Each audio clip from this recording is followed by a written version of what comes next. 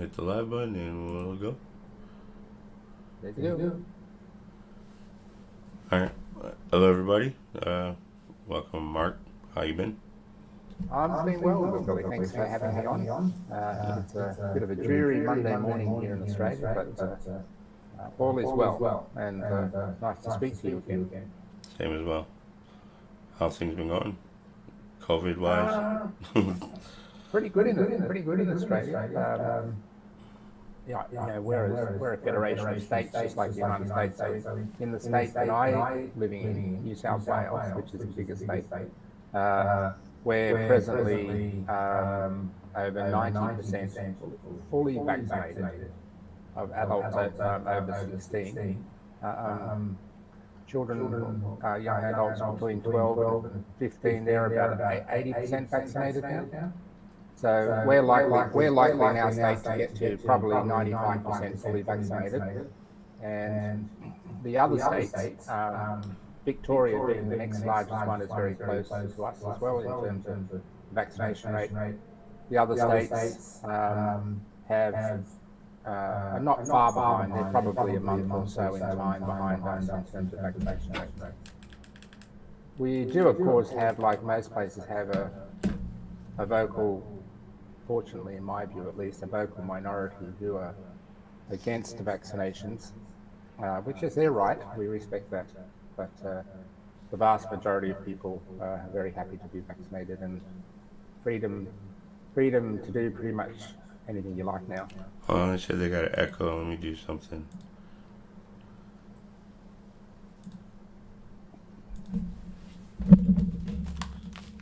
Can you hear me?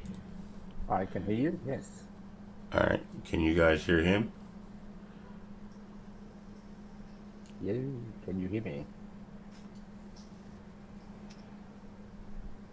No more echo? All right, good. Yeah. Continue. Yeah, so overall, pretty things are going pretty well here. We still have some restrictions. There are certainly some limitations for those who, at least at the moment, are unvaccinated. There are some things they can't do, but there's a sunset clause on that once a whole vaccine rate. I think by the time we get to Christmas, it's pretty much open. People can do whatever they like. Of course, private businesses can decide what they want to do. They can make their own decision as to whether they allow unvaccinated people in their businesses or not. But I think we'll get to Christmas, and when you have that level of vaccination rate, the unvaccinated people who've chosen to do that won't have a huge impact on the whole population. I just find it strange that here they're offering students $100, like $100 to get the vaccine. Yeah, it's strange that, I mean, my view, I totally respect people have the right to choose what they want to do, but I mean, I always look at my life in terms of not just me, but the fact that I live in a community, I live in a world. Yes. And therefore I have a duty beyond myself. I have a duty to my community. My best friend just got COVID. He's going through it right now. He's actually up north deer hunting. I'm surprised he even went. Yeah. So getting vaccinated is not just about your own wishes, but about protecting those around you who you care about or should care about. Mm-hmm. And for a couple of little jabs in the arm, which we expect to get for a whole host of other things in our life and follow rules. I don't understand why people don't want to do that. It seems to me, with some few exceptions, that most of those who are not in favour of vaccine are not well thought through rationale for doing so. And I respect the fact that they don't want to be vaccinated, but I just don't think it's rational. I'm pretty sure I had COVID back in 2019 in December. That's the sickest I've ever been in my life. It was right around Christmas. I was so sick, I didn't even go see my kids. Yeah, that's when it all kind of started. Yeah, I mean, I have family members who are fully vaccinated and have caught COVID through some school children contact. Mm-hmm. But they've been fine. They've just isolated at home and had a few couple uncomfortable days, but generally are fine. So and some of them are older members, like in the senior, and would have been at risk if they weren't vaccinated for sure. Yeah. But in How's, the whole, to give you some sort of relative measure, like Australia's population is around 25 million. It's about 1/15 of the US population, give or take. So you're 15 times larger.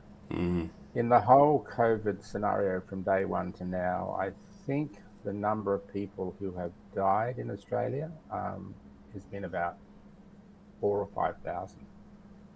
Now, if you multiply that by the 15 and you get 60,000, say, um, then and in the US you've had what 700,000 people die.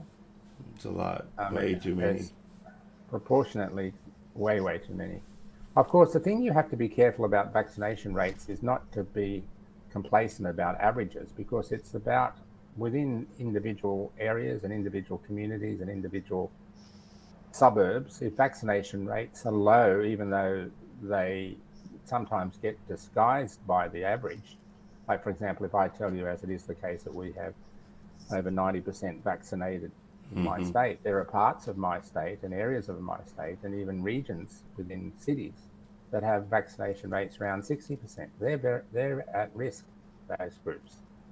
So still have to have rules to protect those groups that have, for whatever their reason is, haven't come out and got vaccinated. So Mm-hmm. sort of, it's important not to be complacent about averages. That's what I guess what I'm saying. Yeah. Well, how's Steven doing? Stephen is doing very well, remarkably well. Obviously not surprised, but still disappointed with the Wisconsin Supreme Court's decision not to even hear, even Mm-hmm. to consider his case. But that was realistically was always expected. And so Kathleen Zellner will now be off on two tangents, I suspect. One, she'll be going to the federal court on a habeas claim, Mm-hmm. denial of his natural justice rights, and also going back to the circuit court with either newly discovered evidence or evidence that wasn't addressed in the appeal, or in terms of commented upon. So she'll be a busy girl, but and she'll be at it full steam ahead, and no doubt we'll find in the weeks and months ahead more information coming forward. You might say I'm a bit of an optimist, and I am, because I think there's nothing wrong with being an optimist. But I'm very confident this case is going to crack in terms of getting Stephen out. I mean, and obviously Brendan will follow from that. So I just hope, and I know it is the case, that Stephen maintains his positivity and strength, Mm-hmm. and even though time is a painful thing for him, he's been in prison 34 years now. That if he maintains that, he'll see his day of freedom for sure. And when I chat to him, which I do probably a couple of times a week on average, Mm-hmm. seriously, 95% of what we talk about has got nothing to do with his case. Well, I'm sure. Yeah, we just talk about life after prison, what's he going to do, what his plans are, and so on. Obviously, anything quite technical about his case, we have to be cautious about discussing, because it's recorded. But I know. They're always listening. he's not that he's interested in his case. Don't get me wrong, but he's not interested in dwelling on it. He's interested in looking forward. That's the way he approaches life. And Sandy goes and sees him every week, and his dad goes and sees him every 2 weeks now, with Sandy, which is really good. And there are restrictions at the moment in visiting the world. Yeah. But I see billboards. Like the same billboards that Tracy and them keep advertising on. They have advertisements for hiring for corrections officers. Yeah. I would have thought, I would have thought it would be a reasonable job to undertake, If you treat the prisoners with respect, and they likewise should treat the corrections officers with respect, then it's a job. I mean, they're just human beings who've made mistakes. Well, most of them have. And would have thought it wouldn't be a bad job at all, to be honest. So, but I don't know. You have to be on the inside to really know, I guess. Yeah, for sure. It'd be an interesting job, I'll tell you that. Oh God, yeah. I very first time, Novelli, the very first time I visited Steve in Walpon, Mm-hmm. I'd never been in an active prison before, ever. Um, and that was a bit confronting just going through the process of getting in there. Mm-hmm. But the thing that, but it was nice, it was pleasant, and you sit in this room that's like a big school cafeteria and with plastic chairs and low tables, etc. But the thing that really struck me the most was when you go in there, you sit down and they go and get the inmate you're visiting, which usually takes 15 minutes or so before they come over. But in the meantime, other people have come in before you and come in Mm-hmm. after you and so on. And you see, the thing that really got to me, I'm sitting there waiting to see Stephen, and in would walk a young mother with two little toddlers in tow and a baby in arms, Yeah. walking in, clearly coming to see dad, right? And I think, wow, that's a world I don't know anything about. And the impact of criminal behaviour, let's just assume for most people they're in there for a valid reason. Mm-hmm. You The think they'd impact be on there others, for a valid reason? yeah.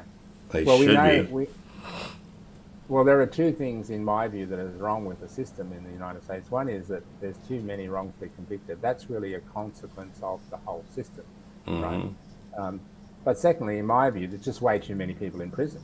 There are this, 5 times the incarceration rate in the US as it is in Australia or Great Britain. 2.3 million people in prison. By my reckoning, I'm not talking about prisoners who keep repeat offending and constantly doing bad things, but my reckoning, I'd say there's at least 25%, maybe 30% of the prisoners in prisons in the United States that could be better dealt with differently outside of prison. If you want to penalise them for whatever they did wrong, and provided they're not high risk people like murderers, etc., Mm-hmm. but low level offenders, Yeah. right? Non-violence. Non-violent offenders. There are many more productive and useful ways to dish out whatever the appropriate punishment is that is both productive for them as human beings and productive for the local economy and their families. Because Mm-hmm. it costs about $40,000 a year to imprison someone, but the cost to them not being a productive member of the economy is at probably three Well, times that. and it's not even that. It's the process when they're released.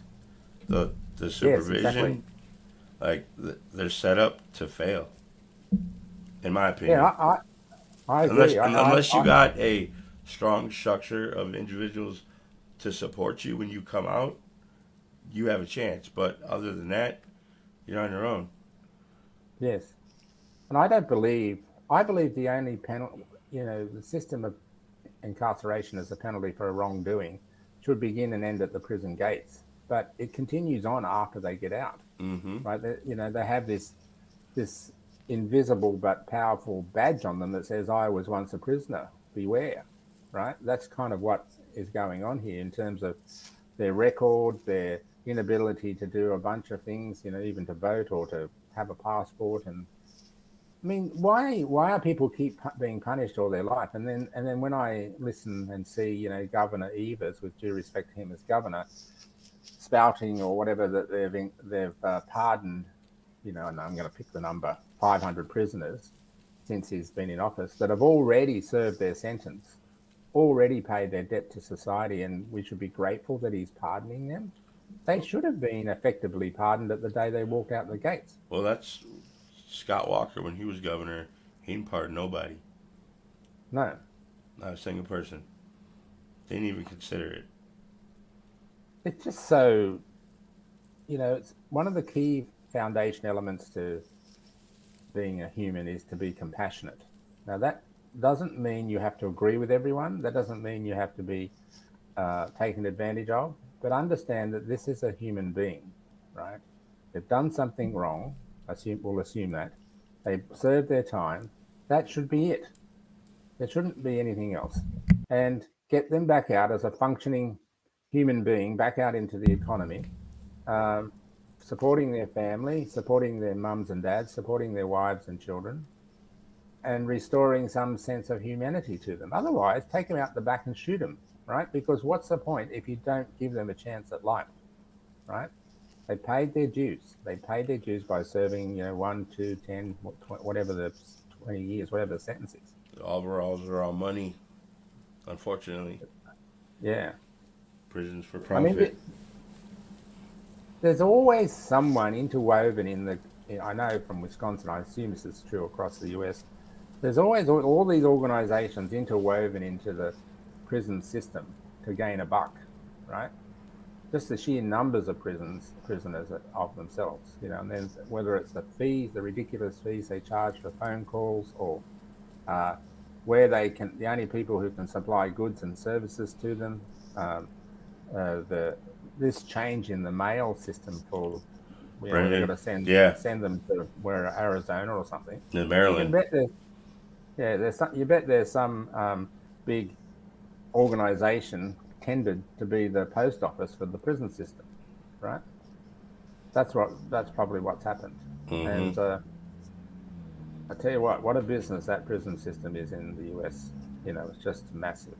And when you're pursuing conviction over truth, because we know that only about 3% of criminal matters go to trial, they get pleaded out. Mostly they get pleaded out under bargains that the recipient says, it gets told, hey, if you get convicted for this, you're going to get 15, 20 years. But if you plead guilty, you only get 7 or 9. So what are a lot of the not well-educated or frightened young men do, especially men? They say, oh, I'll take the 7. I'll plead guilty. So they're part of that statistic of the wrongfully convicted. It all comes about money, because if you can't afford a good lawyer, Yeah. you're The screwed. system would put, if everyone who got criminally charged went to trial, the system would fall over. Oh, for sure. That's why they bank on plea deals. Exactly. And therein lies the whole issue. I mean, and if I might be wrong, but if I am not wrong, then I'd say that there's about a third of the people presently in prison systems who should be handled in a different way and could be satisfactorily handled in a different way. You take all that pressure off, but you rip out a whole element of a business model that people are feeding off, right? Mm-hmm. Whether it's the privately run prisons or it's the service providers to those prisoners, and so on. And there's vested interests in maintaining the status quo. And what do you need? You need customers. You need customers. And you get customers by getting arrested. Why do you think they keep making all these new laws? Yeah. No. It's just, I mean, don't get me wrong. I know I can go on a bit about it at times, but I absolutely love the United States. I have a deep and abiding passion for the United States. It's a long associated thing for me for 40 plus years. Mm-hmm. But there's still this ingrained wild, wild west theme that runs through the criminal justice system, where the sheriff comes into town, catches the baddie, and throws them in jail. Oh, Right? it's like Yeah. we have a real problem here. I'm sure it's probably everywhere else in the United States too, but we got 12, 13, 14-year-old kids stealing cars every day. They get arrested, taken to jail, sent right back out there. Mm-hmm. It's bad. Like just the other day, well, there's 4 kids. The oldest one was 13. They lost control of their car, hit a tree. The car got split in half. They shouldn't even be in a car, let alone going 100 miles per hour. I know, it's just crazy. I mean, every day. It's every day here. yes, there's this, and if you, without getting too really deep and meaningful about it, you go into the deeper depths of why that occurs. Why is that occurring? I mean, why doesn't Millbilly go out and steal a car tomorrow? Right? Why doesn't he do that? One, he has a moral compass. Because I have morals and standards, and yeah, I have a conscience. Yeah, and you have basic. I don't know anything about your personal life much and your financial life, but I suspect that you have financial means to keep a roof over your head and feed yourself and look I have after a your family family. to provide for. Right. They give you purpose and structure to be a good citizen and get out and work hard and do things. Now, if you drill behind the back of some of the people you're referring to, like those young boys stealing cars, and look to see what is going on in their lives and their parents' lives and so on, you'll probably find a vastly different story.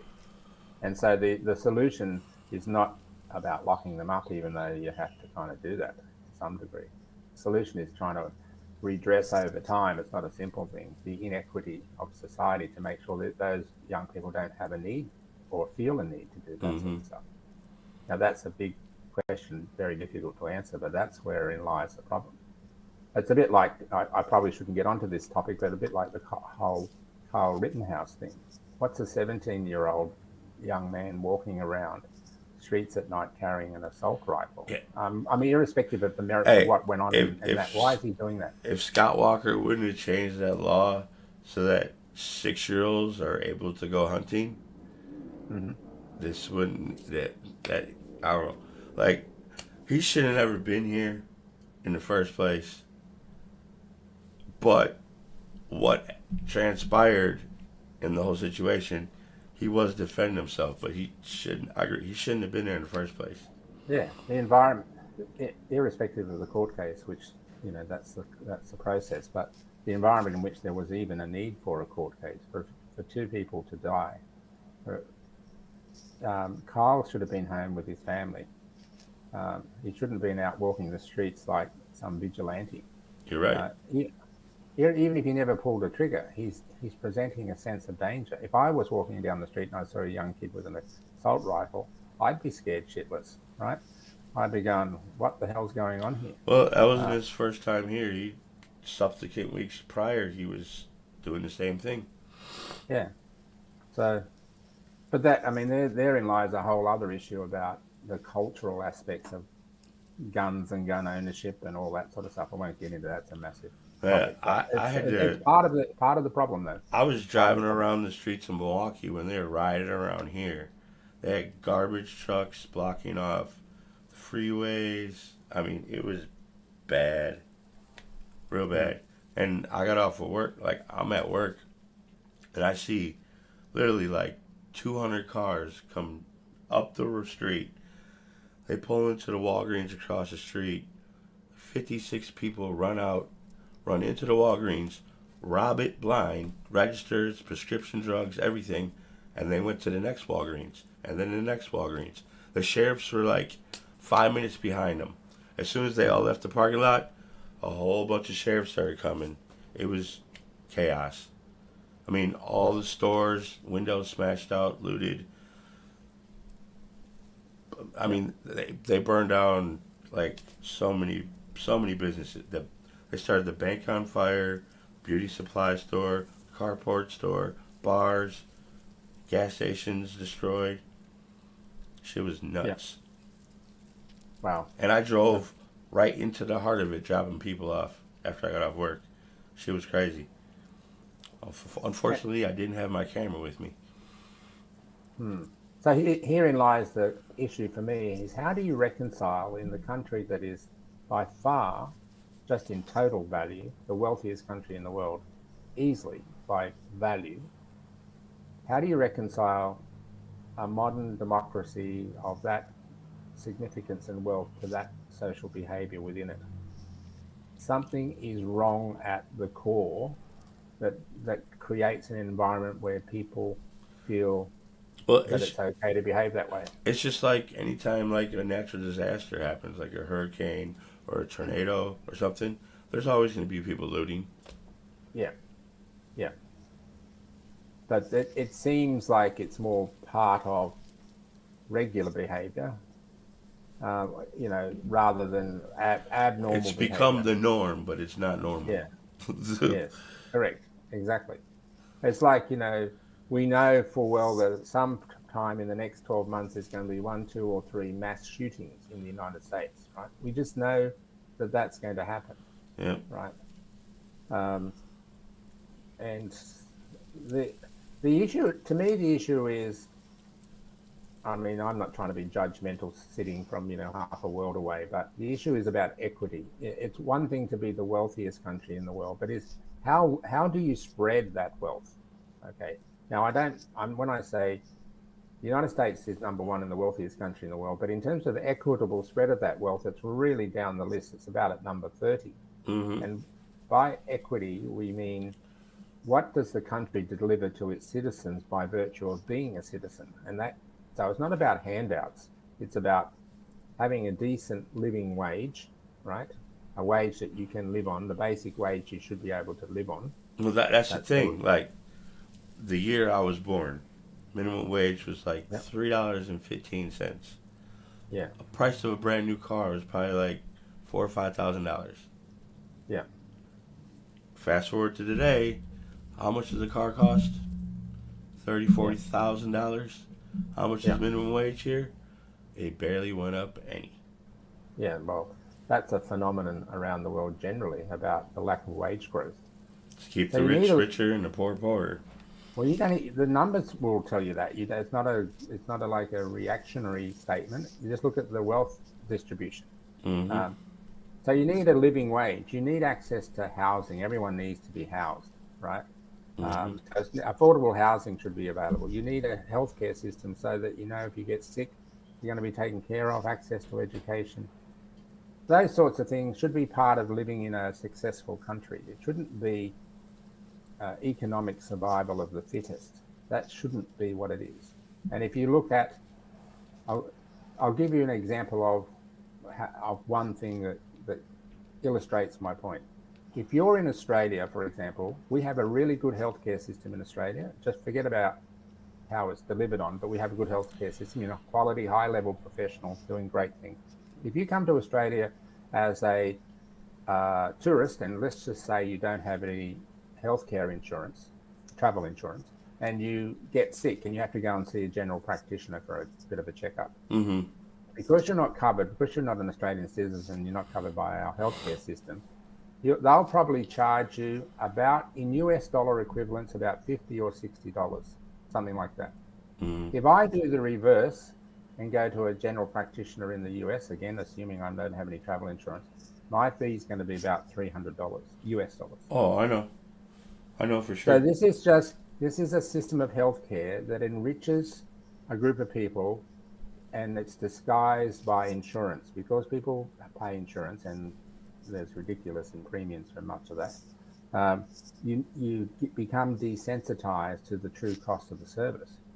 Now, I'm a business advisor. I have clients who are medicos who work in the Australian system, make really good money and live good lifestyles, and they can do well, even though the cost of delivering on those services is significantly cheaper than, for example, in the comparison to the United States.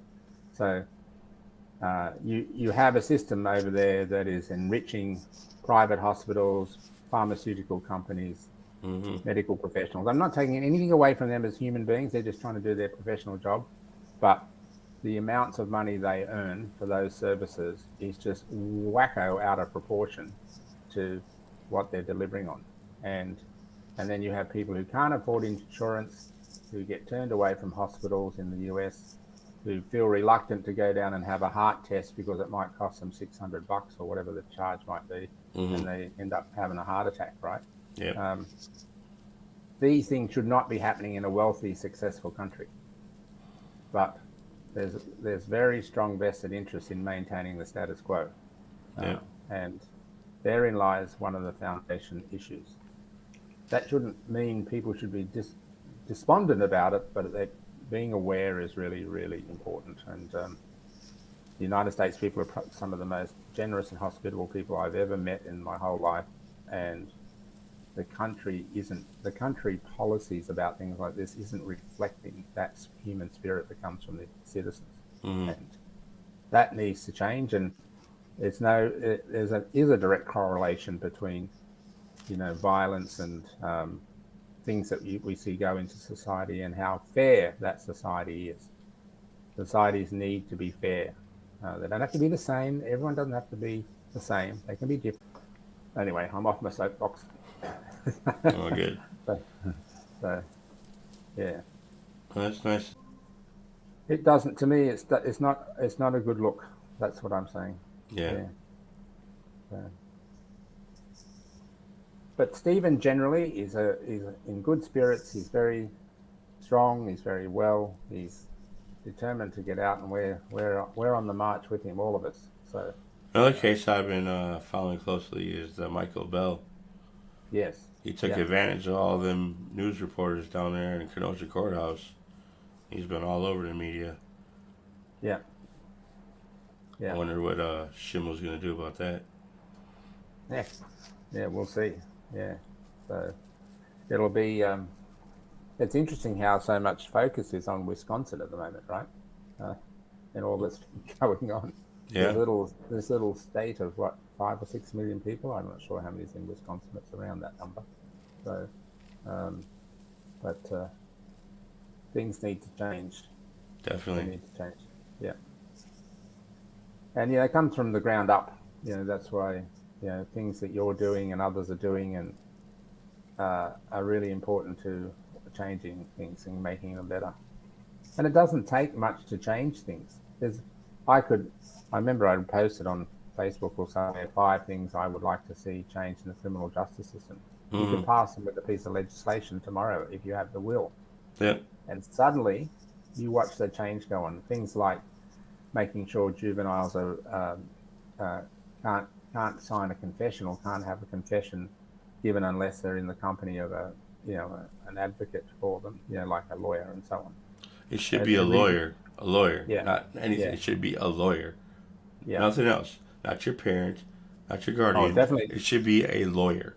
Yeah, legal advocate, Somebody that whether that's a lawyer. knows the law. Correct. And should be videoed and audio taped.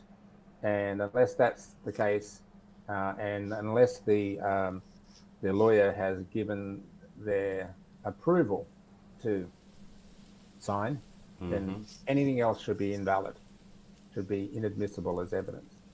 That would make a massive difference to things. It'd take away immunity from prosecution from DAs and other law enforcement officials. You Well, watch them they pull back. shouldn't Right? have immunity because they should be after the truth. Correct. And if they make a mistake, that's just normal behavior. Not talking about misleading the course of justice, and they're immune from pretty much anything. You take that away, and you watch them suddenly pull back on their aggressive, improper behavior. When people submit their cases to review, there shouldn't be a name on it. No, I agree. Yeah. If you take Stephen Avery's name off all these appeal petitions, Mm-hmm. he's out 100%. ages ago, right? 100%. You know, the fact that it's his name on it that gives it its focus. So Because they know as soon as he gets out, it's bye now. back. Bye-bye. Well, I guess I'll be going now too. So, y'all have a wonderful Sunday. And take care.